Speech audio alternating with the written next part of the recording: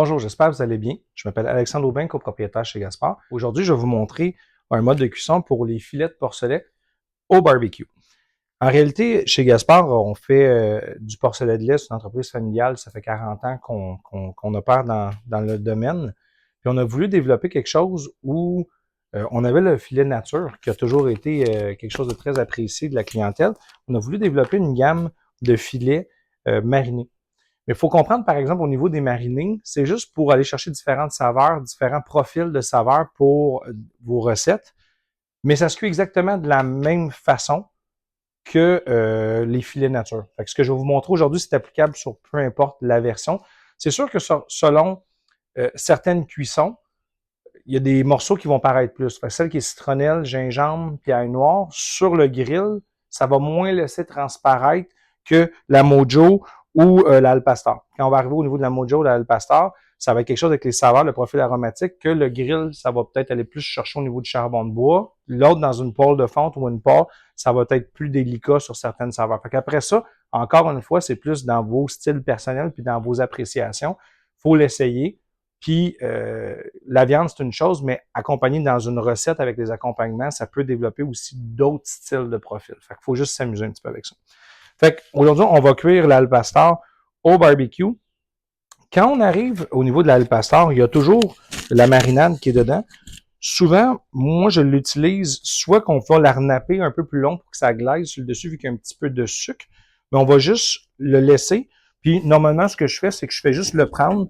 Je l'ai ouvert tout à l'heure, puis je vais juste aller remettre la marinade sur le dessus.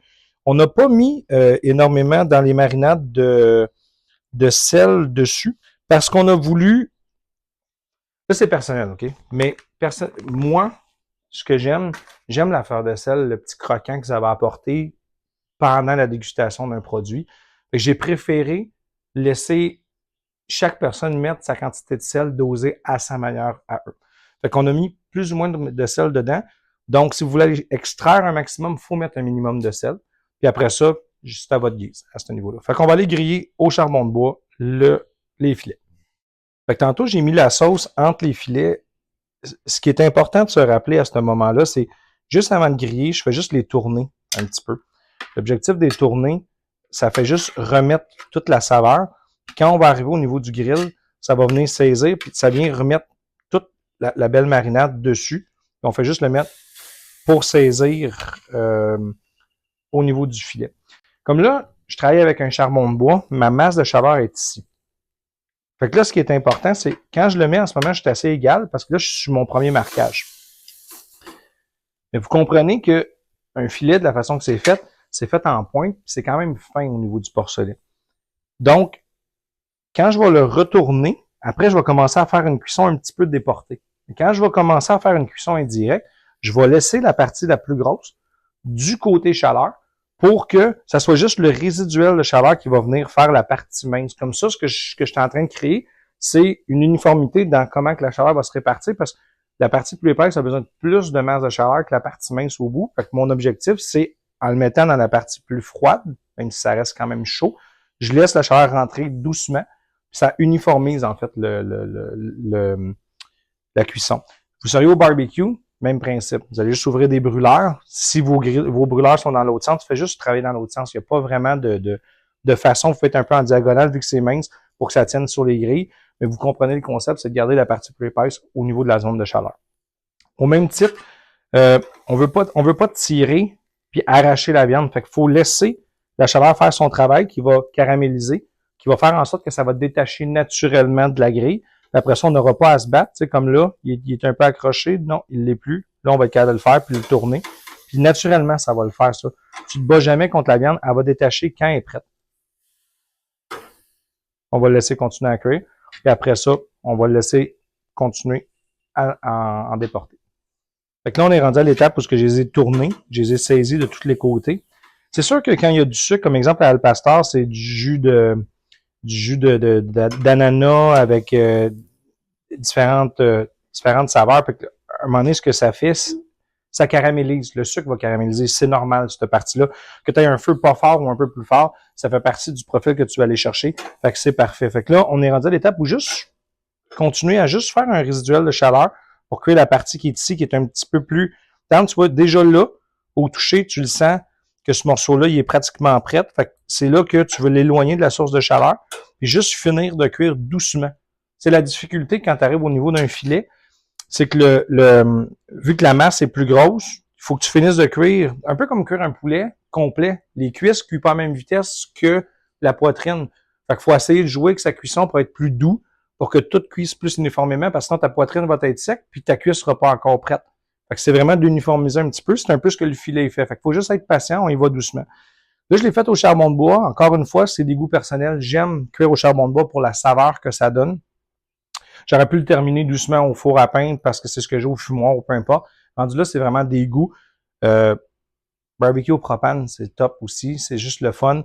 Puis même des fois, ça peut être une cuisson au four. Faites juste marquer à la fin. Le barbecue donne quand même une saveur. Si vous le faites en démarrage, ça amène un petit goût de grillé. Ça peut être intéressant. Fait que vous n'êtes pas obligé de faire une cuisson pleine. Ça peut juste être des petits goûts selon ce que vous voulez faire. Fait qu'on va le laisser juste finir sa cuisson doucement. Je vais le vérifier.